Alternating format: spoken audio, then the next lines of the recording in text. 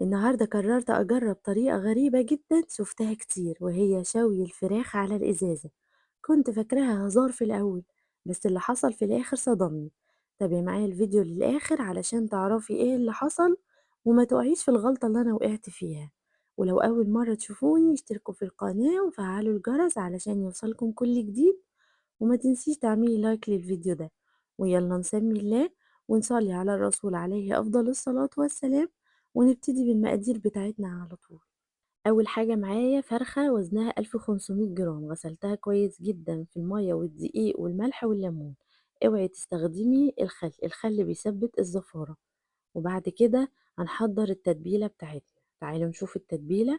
معايا بصل وفلفل وطماطم. كل المكونات بتاعتي دي هاخدها في الكبة وافرمها فرما مبرحا لغاية ما تبقى ناعمة زي المَيّة خالص. لازم تفرميها فرم جامد خالص، إحنا مش عايزين فتافيت كده ولا حاجات، إحنا عايزينها ناعمة جدًا، جدًا.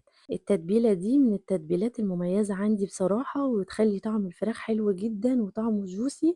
بس أهم حاجة تفرميها فرم ناعم زي ما قُلت لِك، علشان الحاجات ما تتحرقش مننا.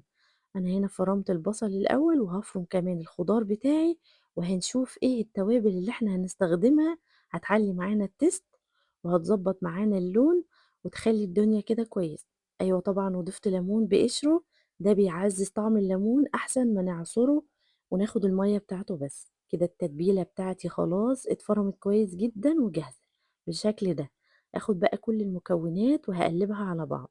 التوابل بتاعتي اللي أنا هاستخدمها ملح وفلفل أسمر وبهارات فراخ وشوية من الجنزبيل المطحون وشوية من البابريكا، وهانزل بمعلقة كبيرة من الصويا صوص التقيلة، وحوالي ربع كوباية من الزيت، أي زيت ذرة، علشان إحنا عايزين نشوي الفراخ بطريقة تكون جوسي كده وطرية من جوه ومقرمشة من بره. هقلب بقى التتبيلة بتاعتي كويس خالص علشان المكونات كلها تختلط. لو انتي بقى الكبة بتاعتك أكبر من الكبة بتاعتي، هتحطي بقى كل حاجة، التوابل والبصل والخضار كله مع بعض. باحب أضيف كده معلقة صغيرة من الصلصة الجاهزة علشان بتدّي لون حلو أوي للشوي. كده خلاص التتبيلة بتاعتي بقت جاهزة وزي الفل. هنجيب الفرخة بقى بتاعتنا وهنتبّلها كويس جدًا. لازم نتبّل الفرخة كويس جدًا، وتعملي فتحات تحت الجلد، بلاش تعملي فتحات على الجلد نفسه عشان بتشوّه المنظر وبتخلّي الشكل مش لطيف خالص. هتعملي نغزات كده من جوّه، من عند الورك من جوّه ومن تحت الجلد بتاع الصدر علشان التتبيلة توصل لكل مكان. هنتبّلها مش أقل من ساعتين. أنا بصراحة سِبتها ليلة كاملة علشان تشرب التتبيلة، والتتبيلة تكون واصلة لأدق تفاصيل قطع الفراخ. بصراحة أنا باسيبها ليلة كاملة، دي أفضل طريقة. أتبّلها كده كويس وهاسيبها بقى لتاني يوم علشان تكون متّبلة حلو واللحم متشرّب كويس جدًا. طيب هنعمل إيه بقى؟ تعالوا نشوف التسوية واللي جرى لي وإيه اللي حصل وإيه الغلطات اللي أنا وقعت فيها. بلاش تُقعي فيها علشان ما يحصلش معاكِ زي ما حصل.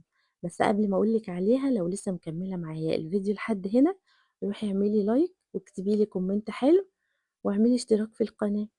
ولو محتاجة وصفة معينة أعملها، اكتبي لي في الكومنتات وأنا هاعملها. ولو جربتِ حاجة من الوصفات بتاعتي برضه قولي لي إيه اللي جربتيه وطلع حلو. يلا بينا بقى نشوف طريقة التسوية وهنعمل إيه مع الإزازة واللي حصل مع الإزازة. هنا بقى تاني يوم الفرخة اتبلت معايا كويس ونزلت مية والدنيا بقت تمام وشربت التتبيلة كويس خالص. هجيب بقى أي إزازة سواء إزازة بيبسي، إزازة برطمان إزاز، أي حاجة، وهاملة مَيّة أقل من النُص شوية. وهاجيب بقى الصينية اللي أنا هاستخدمها وهاحط فيها، مش هنملى المَيّة للآخر علشان الإزازة ما تفرقعش، ومش هنملى المَيّة للآخر علشان المَيّة ما تفورش والإزازة تفضى. لازم نحافظ على إن المَيّة تكون كده، يعني نُص إزازة كده. وهاجيب بقى الفرخة بتاعتي وهالبّسها في الإزازة زي ما أنتم شايفين بالشكل اللي أنا هاوريه لكم دلوقتي. بالشكل ده كده، هاحطها فيها. كل ما الإزازة بقت أطول شوية أو أكبر شوية كل ما بقى أحسن يعني. بس بصراحة ده اللي كان متوفر عندي. وتحاولي تلمي رجلها كده شوية من قدام، ولو عرفتي تلفيها بخيط لفيها علشان بعد التسوية بتبقى إيه مفتوحة شوية. وهاجيب شوية من التتبيلة وهاحطها في أرضية الصينية، وهاجيب حوالي كوباية من المَيّة وهاضيفها. إحنا بنضيف كوباية المَيّة دي علشان الصينية ما تتحرقش وما تنشفش مننا، لازم أتأكد كده إن ما فيش أي حاجة موجودة سادة الفتحة بتاع الإزازة، علشان البخار يطلع منها وما تفرقعش مننا، خدي بالِك من الخطوة دي. هنا بقى هاجيب المَيّة وهانزل بكمية كويسة، بحيث إن البخار يطلع يسوي الفراخ معايا، مش هاوصّلها أوي للفراخ. أنا بعد كده قلّلت المَيّة دي بصراحة شوية، علشان لمّا لقيتها واصلة للفراخ. بتاخد وقت قد إيه في الفرن؟ بتاخد ساعة ونُص، ممكن ساعتين، على حسب حرارة الفرن بتاعِك، أنتِ أدرى بالفرن بتاعِك. أول 20 دقيقة كده بتكون الحرارة عالية، بنشغّل الفرن من تحت وهي بتكون على أرضية الفرن. وبعد كده بنوطّي النار على درجة حرارة 180 وتقعد ساعة ونُص لغاية ما تستوي، في الآخر بنولّع عليها الشواية. بس تعالي بقى شوفي الغلطة اللي أنا وقعت فيها والصدمة اللي أنا عملتها، ما تعمليش زيي خالص. بعد ساعة ونُص بتكون في الغالب استوت خالص وبقت زي الفل، بس هتحمّريها كويس في الشواية وتاخدي بالِك من الغلطة اللي وقعتِ فيها، وده شكلها بعد ساعة ونُص بالضبط. ما شاء الله طلعت حلوة جدًا، بس إيه اللي حصل؟ اللي حصل إن هي اتحرقت منّي شوية من فوق، وده بسبب إن أنا عندي حرارة الشواية عالية جدًا، فأنا ما خدتش بالي من الخطوة دي. يعني المفروض حرارة الشواية أكون مهدياها بحيث إن الفرخة ما تتحرقش من فوق كده. بصراحة يا جماعة أنا انبهرت بالطريقة دي، طعم الفراخ أحلى من أي فراخ مشوية على الفحم ومن غير تعب ولا دخان. عارفين الفراخ الشواية اللي بتبقى في المطاعم بتلف؟ نفس الطعم بالضبط. هتاخدي بالِك كده واحدة واحدة، وهتاخدي الفرخة وهنفضّي المَيّة منها بالراحة خالص، لإن طبعًا المَيّة بتكون بتغلي جدًا والفراخ سخنة جدًا، حتى أنا ما كنتش قادرة أمسكها بإيدي، أستعير كده بمنديل كينيليكس عشان أعرف أرفعها وأفضّي المَيّة، لإن مش هتطلع طول ما المَيّة فيها بتغلي. خدوا بالكم عشان ما يحصلش حاجة لا قدّر الله. وزي ما قُلت لكم هي بس حتّة الجلد اللي فوق دي اللي اتحرقت منّي، إنّما بقية الفرخة ما شاء الله اللهم بارك مشوية وحلوة وزي الفل والطعم رهيب جدًا. هاجيب حاجة أرفع بيها كده وهنفضّي المَيّة واحدة واحدة، وهتشوفوا قد إيه ما شاء الله. على فكرة المَيّة ما نقصتش وفضلت زي ما هي ولا اتبخّرت ولا حصل لها أي حاجة، واللي نازل منها ده دي الدهون بتاع الفراخ والصوص. وبعد محاولات كتير وعناء كتير الحمد لله بفضل الله قدرت إن أنا أرفعها وأفضّي كمية المَيّة خالص، شايفين؟ نفس كمية المَيّة اللي أنا حطيتها هي اللي نزلت بالضبط.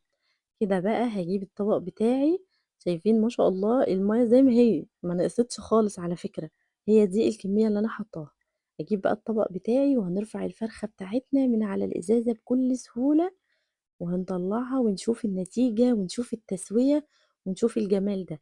زي ما قُلت لِك لو عرفتِ تلفّيها ب يعني بخيط كده، تلفّي الرجلين بتاعتها بخيط، شايفين دي كمية الدهون اللي نازلة منها، ما شاء الله حلوة جدًا وبتبقى لذيذة جنب الأكل.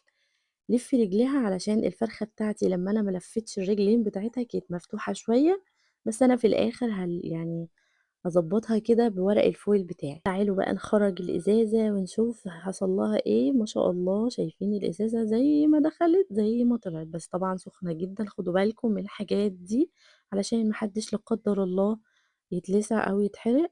ما شاء الله كانت جميلة جدًا وحلوة، باحاول ألِم رجليها شوية، بس أنا هاحط لها فويل دلوقتي وتعالوا بقى نشوف التسوية والحاجات الحلوة دي. حطيت كده قطعة فويل عشان نضبّط الدنيا شوية علشان الرجلين كانت مستوية جدًا، الأفخاد بتاعتها والأوراق كانت مستوية جدًا ومفتوحة. بصراحة أنا ما كنتش قادرة أمسكها من كتر ما هي مستوية، كنت خايفة إنها تتكسر منّي. يعني هي سخنة خالص. تعالوا بقى نشوف التسوية، اللحمة دايبة دَوَبان، أنا بس مش قادرة أمسكها. هاجيب لكم بقى حتّة من الصدر كده، والله يا جماعة أنا يعني ده مش قادرة أمسكها خالص سخنة، شايفين البخار طالع منها، فأنا هاستعير بقى بسكينة علشان إيه، أقطّع كده وأورّيكم التسوية عاملة إزاي. من أحلى المرّات بجد اللي شويت فيها فراخ، زي فراخ الشواية بتاعة برّه بالضبط. ما شاء الله اللهم بارك، اللحمة مستوية جدًا والصدر دايب، كل حاجة زي الفل. أخدت منّي حوالي ساعة ونُص، وده بيرجع لوزن الفرخة زي ما أنا قُلت لكم. لو استعملتِ فرخة كبيرة شوية هتبقى تاخد وقت أكتر. حجم الفرخة اللي بيفرق، يعني الفرخة لو كيلو و200 تاخد ممكن ساعة.